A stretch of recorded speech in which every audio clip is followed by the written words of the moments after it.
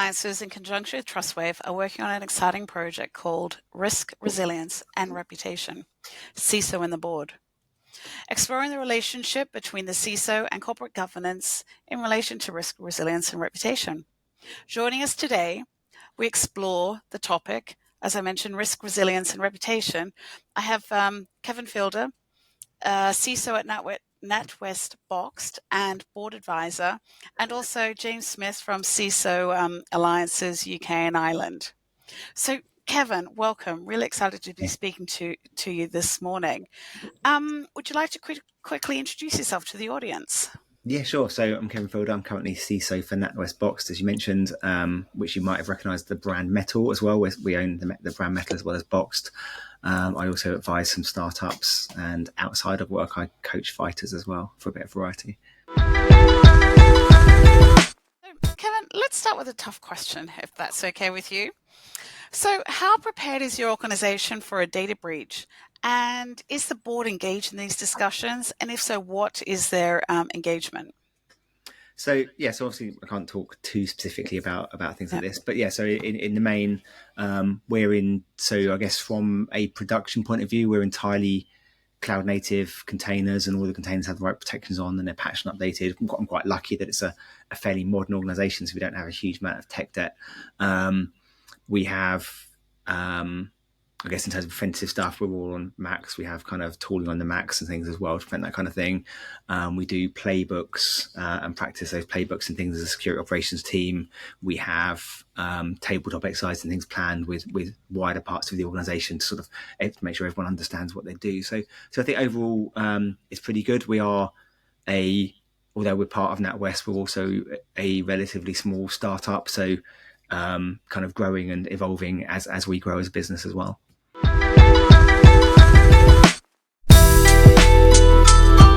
Change this question a bit, so I hope that's okay with you.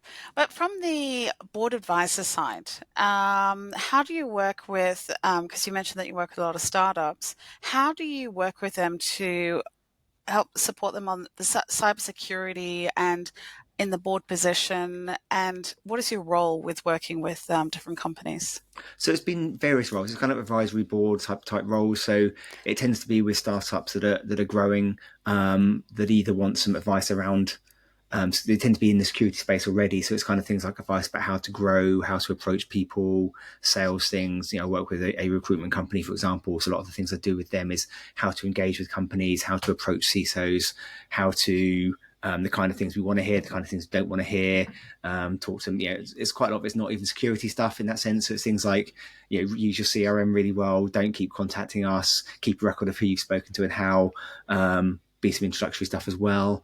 I worked with a company called Redshift a while back, and that was something kind of talking about what kind of features they'd want to see as well. So it can be anything from sort of technical features and capabilities we'd like to see, how to approach the sales thing. For smaller startups, it might be things, just guidance around things like sales cycle as well, and budget cycles. So I think quite often when you start a business, you're excited we can get sales in really quickly, and then you come up to larger companies like, well, I have an annual budget cycle and it's already used this year, so I can have a look at you, but I can't even think about getting you into my budget till next year. So some of those kind of things about how big businesses work, and the kind of stuff that's on our minds. So again, when you want to approach CISO, like you'll say with this focus of these talks around kind of resilience and things and regulatory things. So what problems do you solve? So it's really important.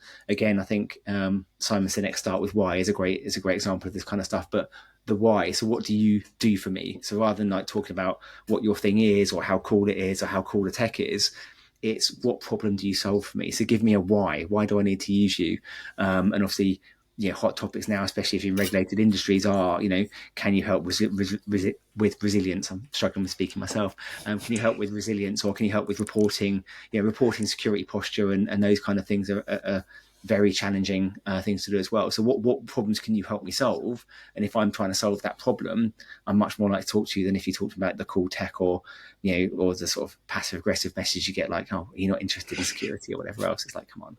So helping the guidance of that kind of stuff is what I really enjoy. And it's, obviously it's not entirely for free, but I really do enjoy that kind of giving back aspect in terms of helping. Obviously I benefit if they grow as well sometimes, but actually helping a startup grow and helping kind of the industry thrive and people get ideas off the ground and succeed is kind of really fulfilling.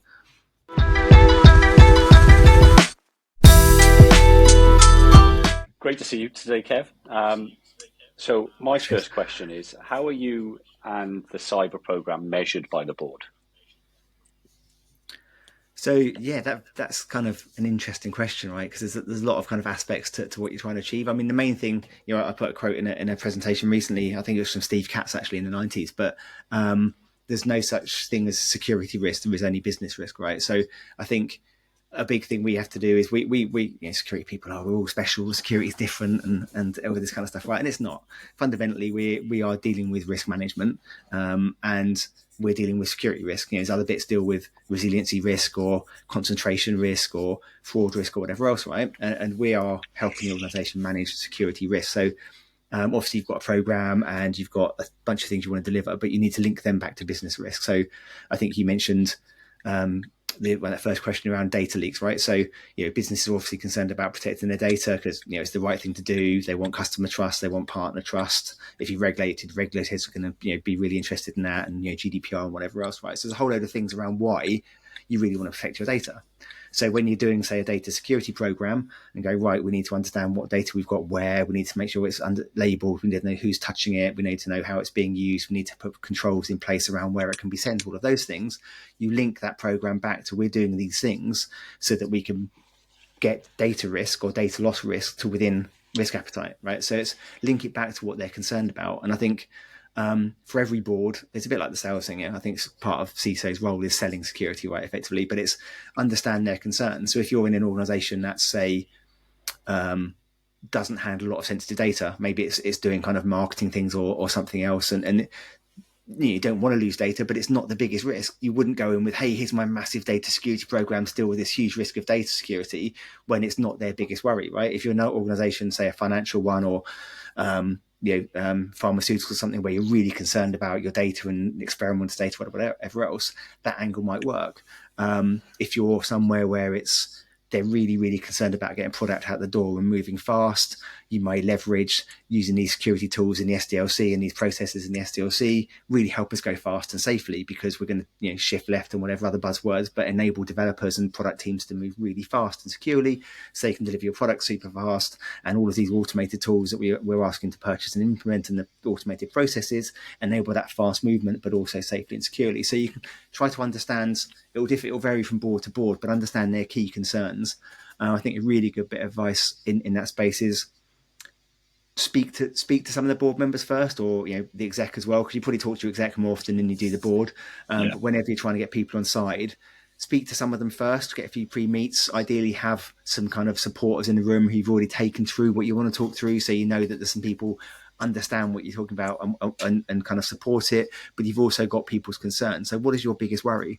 So one of the slides I've pulled together recently is a deck, and it's just basically got all the different bits of the business, so that the exec are part of, so operations and HR and finance, and I've kind of done a little wiggly line through all of it, and then a few bits by each one about why security is important to their area. So to really highlight that it's not, hey, security off in the corner, whether it's protecting colleague information or whether it's managing risk of financial loss or enable product to move fast, have some examples for each area that the board or the exec are responsible for. So it really brings home to them why it's important to them and their bit of the world, not just kind of, hey, this abstract, we do security over here. That's really interesting, because that's definitely something that came up in our physical meet that we had a couple of weeks ago of having your allies. It was put on the board and being able to have that relationship with them outside of your board meetings and so forth. What are the challenges that CISOs face when communicating the value of cybersecurity investment, whether that's existing or new investment? So I think part of it's probably because a lot of us love security stuff. So it's, hey, it's very easy to go straight into the, SIEM, SOAR, buzzword. This is awesome. It's automating all the things. It's enabling threat intel and actionable responses and all this kind of automated responses and all this kind of stuff, right? And it's like, they're like, I don't care. And they want to be secure, but it's just like walking into a finance room and having the CFO give you the massive lowdown on, hey, this is really cool. Look at what this spreadsheet does, and look at the regulations. Look at how we're balancing the books. I'm like, what? So you've got to kind of make it interesting and relevant to them, right? So yeah, that's what. Make sure you turn it into that. And I think another challenge is a good day in security is when nothing bad's happened, right? So some of what we do is, some of it is really being part of the business. So wanting to be a trusted brand, wanting to make sure our partners trust us, wanting to be on the front foot with talking about why you can trust us and how we're secure and resilient and everything else. So you can really be part of the business in that sense. Part of it's enabling things. So, as I touched on the product thing, if you're a product-led organization, ensuring the product folk understand how you're helping them move quickly. But there is also that aspect of it where, hey, look, we're doing those security monitoring, and we need monitoring capabilities and incident response capabilities. And you have a company on incident response retainer, and right, and it's like you're hoping you don't need all of that.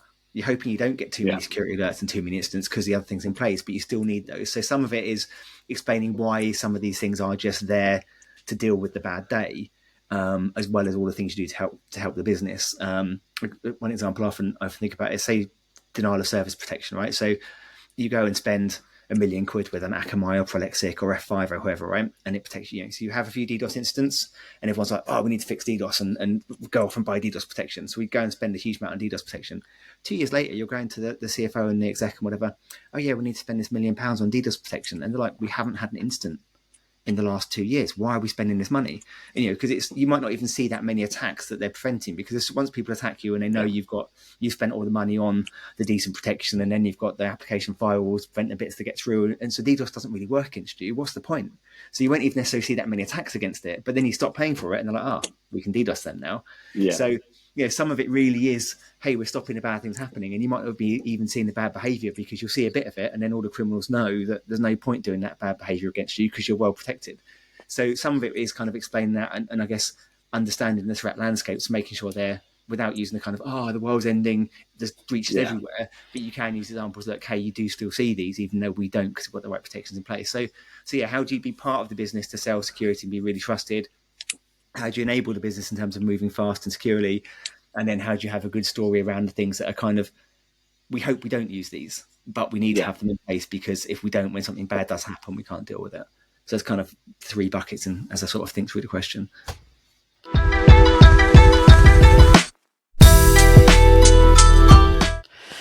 Oh, it's always really exciting when someone's passionate about a subject, and being able to get others on board and really getting people behind you as well. Question in relation to that would be, how do you educate the board in cyber risks and threats, and get them interested in what's happening? So yeah, that's a really interesting one, because you don't want to be kind of the leading with fear. So I really try and I think I really genuinely try and talk about the positives as much as possible first. So how, again, I've kind of repeat myself a little bit, but how we want to be a trusted brand and lead with trust and lead with being that safe pair of hands and being resilient, and how it, if we do all of these things, we get the regulatory requirements and we get the protections. Obviously, if you're in a regulated industry, you've got a whole bunch of regulations you've got to meet that kind of help a bit, because it's like, hey, we've got to do all these things, otherwise we can't trade. So, So I think that's, being regulated does help to some extent, although you can be in that kind of terrible kind of tick box scenario where people sort of think if you tick the boxes you're secure, whereas I try and have the so compliance doesn't equal security, but good security will probably give you compliance with most things because you're doing the right things. And obviously you can talk about some things when stuff makes the news. I think it's often one of the things you do in the security team is knock up a quick paper on something, when there's been a Log4j or something else, or Lazarus is in the news or whatever else, because they'll ask about it anyway. So you can kind of use some of those without walking into the board meeting going, hey, there's all this bad stuff. Share with your business and your exec and people, this has happened. Does it impact us? What could the impacts be? Why doesn't it impact us? Because we've got these things in place, or why is it a risk for us? And what are we doing about it? So you can kind of educate them on those kind of things in the background without having to come into a board meeting and go, the world's on fire, there's always breaches. So try and do that as a kind of a background thing, rather than lead your presentation with it, and lead your presentations with the positives of, hey, we've got gaps, but we've got a way to fix it. And I think taking people on that journey is good as well. So it's really easy to set I think you have to be quite careful with boards and exec in terms of how you bring stuff across. Because if you come in and say, especially if you're new in role, there's all these massive gaps, all these problems, you may set the world on fire, and they're going to run around like, oh, we need to fix all of this. Why isn't this being done? And you end up inadvertently throwing other people under the bus for it being in a bad place or whatever. Where if you kind of take them on the journey of, hey, maybe if you're a news company, hey, with this size company at this age, and we've got some really good stuff in place, hopefully, and there are some gaps, but that's what you'd expect from a company of our age and size. But don't worry, because not only are they expected and nothing surprised me, but here's our plan to remediate those. So what I need from yourselves is support to deliver this plan that gets us to the next level of security or next level of maturity, whatever you want to call it. So you kind of take them through that journey rather than just kind of going, there's loads of problems. Yeah. So you have a much more kind of hope that hopefully gives them the kind of, they don't panic, and you can kind of preempt your presentation with, I'm going to take you through this journey, and we do have some challenges, but we're in exactly the kind of place I'd expect us to be in, and we do have a plan. So don't panic as I take you through the presentation. I like how you continuously are educating, and especially when something happens in the market, you can relate it back to your position as well. I think that's extremely powerful.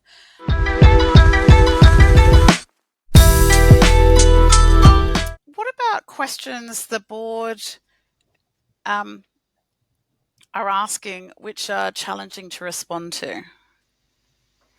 So I guess this is where the kind of education piece helps, I think, because the classic "are we secure?" question is unanswerable, because you're never perfect, or you're never completely not secure, you're never completely secure, right? How do we bench against peers? Again, is a challenging one, because unless you've gone and done a whole benchmarking exercise or got a big four to come in and give you some overpriced presentation, how do you know, right? Because it's you only see what's kind of in the public. So I think if you can steer them to the kind of try to educate them on what you think does matter, right? So what are the metrics that really matters? How do we measure ourselves against those? And this is where, much as sort of first line security and risk and audit can sometimes have some friction, they can be your friends, right? So if you can agree across risk and audit and yourselves what you think the biggest challenges are, you can go, okay, we've all agreed this is where our business is from a maturity perspective, or this is the biggest challenge we're facing, and this is what we're doing about them. And then you can regularly report on tracking against those kind of key risks. So I think it's very much up to us to try and educate execs and boards on what we think the biggest risks are to the business and why, from a security standpoint. And then you can kind of measure your progress against those. And it's almost us trying to lead the discussion a bit, rather than accepting the questions that we get, if that makes sense.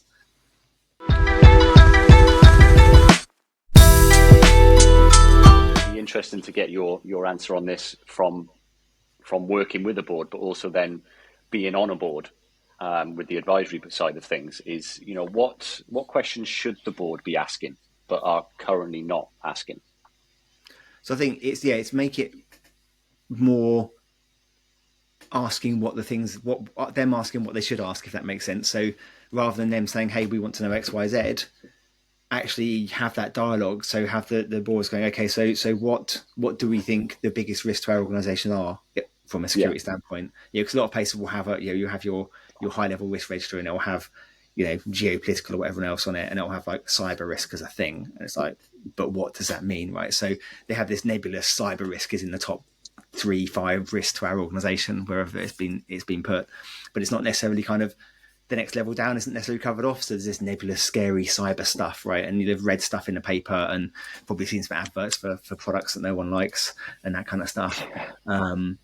But you won't necessarily have that full understanding, right? So so I guess if you're on an exec or board, ask your security folk, whether that's CISOs, heads off, whatever, but ask them what in their mind are the biggest risks to the business and why, right? Make us explain it. Don't just let us go, right, what is this?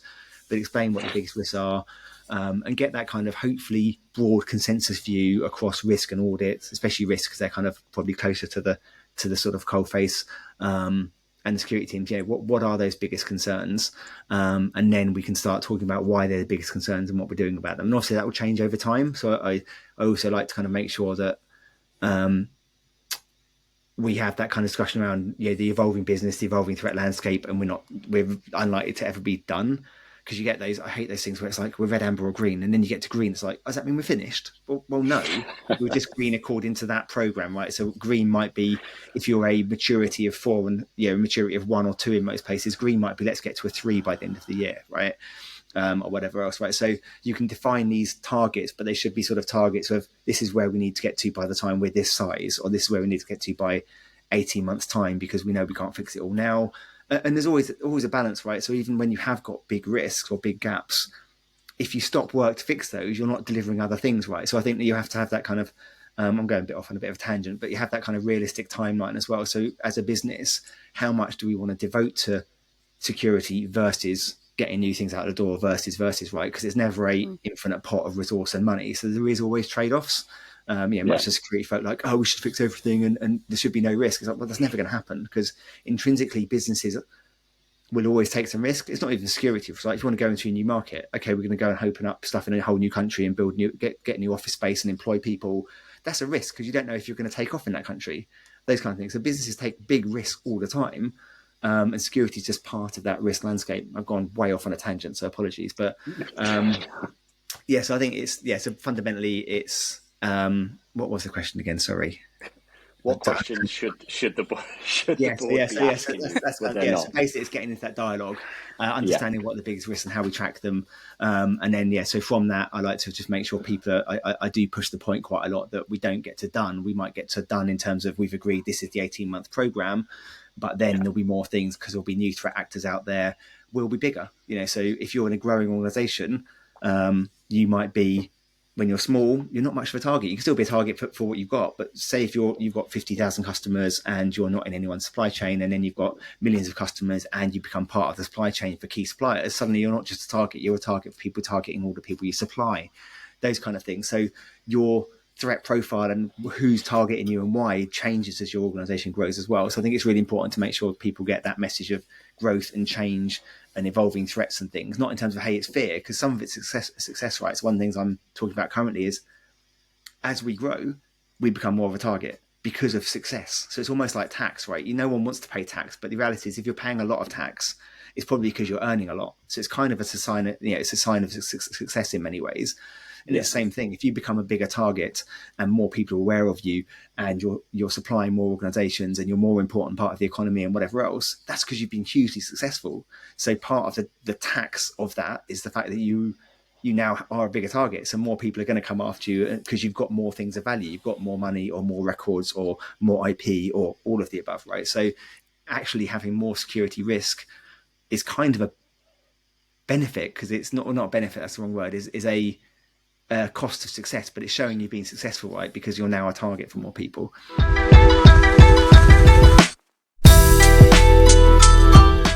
You spoke briefly about metrics. So what are metrics? What metrics to enable a comprehensive overview for your organization's security posture? And actually, if you could only choose 3, which ones would you share with the board? 3 metrics.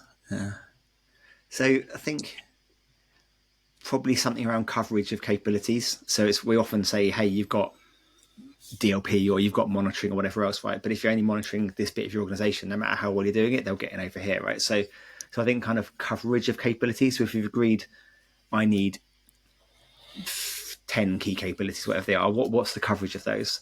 And obviously that the subtext that is kind of efficacy. There'll be one around response. So when you've got great coverage of things, so you've detected something, how quickly they're remediated, whether that's kind of vulnerabilities or incidents or whatever else. So kind of mean time to fixing stuff. And then one around engagement. So effectively, how much environment I've got covered with the agreed capabilities. How quickly do we fix issues we find? Because it's really great to say, hey, we've got 1 million things we found, but how quickly did you fix them, right? When there is a real incident, how quickly is it dealt with? And then what's the kind of organizational engagement? So around, so the kind of culture, how do we measure the culture? And I'm not going to pretend I know perfectly how to measure culture, but some measure on kind of security engagement and culture that isn't phishing, maybe kind of reporting of incidents, that kind of thing. So when there's been phishing things, I don't care if people click on it so much as when they do click, do they report it, that kind of thing. So something around kind of people's openness to reporting and engagement with the security team as a culture piece.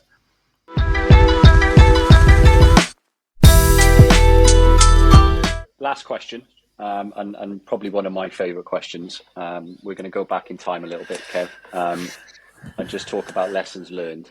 So if you were starting out as a CISO today, what lessons would you share with your younger self from what you've learned?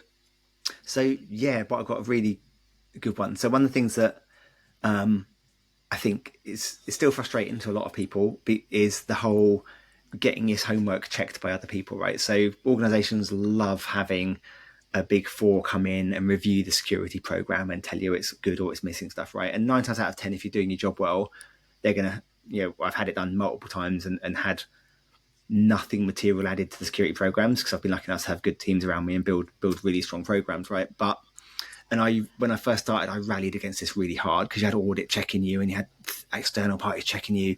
And I think it was when I was at Just Eat, and it happened to be when Just Eat was growing a lot and going through kind of takeover questions and all this kind of stuff. So we went through a lot more oversight than you'd expect for a non-regulated organization. And I kind of rallied against it really hard. It's like, we know what we're doing. You're not adding any value. It's just spending hundreds of thousands of pounds on these reports and it's not changing anything we're doing, right? But actually, yes, it is a bit frustrating, and yes, in some ways it's money that you don't need to spend, but equally the benefit of it is boards and exec love it, right? So if you've had your program checked by one of the by consultancy X and they've come in and gone, actually, yeah, we've reviewed it, we've suggested a couple of minor changes because they have to add some value, and the program's good and the maturity is what they say it is or roughly what you think it is, whatever else, right? It's really helpful because you've now got this ratification on top of you knowing what you're doing that says, hey, this is the right things and we have got the right program and we are doing it in the right order. And then you get more support for doing it. So yes, you could argue it's not necessary, but if it gets you more support from boards and exec on what you're doing and they're all bought into what you're doing, because it's not just, hey, Kevin team say we're doing X, it's Kevin team and some other external independent org say we're doing the right thing, it gets you a huge amount more support. So actually, if business wants to spend their money doing that, or audit does or whoever, kind of embrace it, because as long as you've got your stuff in a row, and it might be sometimes they find something like, oh, what are you doing about X? Like, oh, I hadn't thought of that. So it can add value if they do pick up something you hadn't done, or they might question your prioritization and make you rethink some of your prioritization. So it can add some value, but it adds huge value if you get more support, right? Because the whole point of a lot of the questions here are basically, the subtext is, how do we get more support for delivering the security program, right? So yeah, that really does help you. And so so my younger self is, don't rally against that stuff and embrace it, because it really will help you get more support to get stuff done. Bro, that's awesome. Oh, I know. I really like that. And I loved your example about how, like, because I mean, I'm sure I've been in the same boat where you just think the value add, but when you embrace it, it's so powerful. There's so many things I'd like to teach my younger self as well. Oh, but so Kevin and James, thank you. It was really great to have the chance to talk with you today. So, well, thank you guys. I really appreciate it. We will get this out to the audience as soon as possible. And this will all go towards our insight report that we are building around risk resilience and reputation, CISO and the board. But a massive thank you to Kevin for joining us and giving his perspective and his experience and knowledge. So appreciate the time, Kevin. And thank you for Jodie for running the session.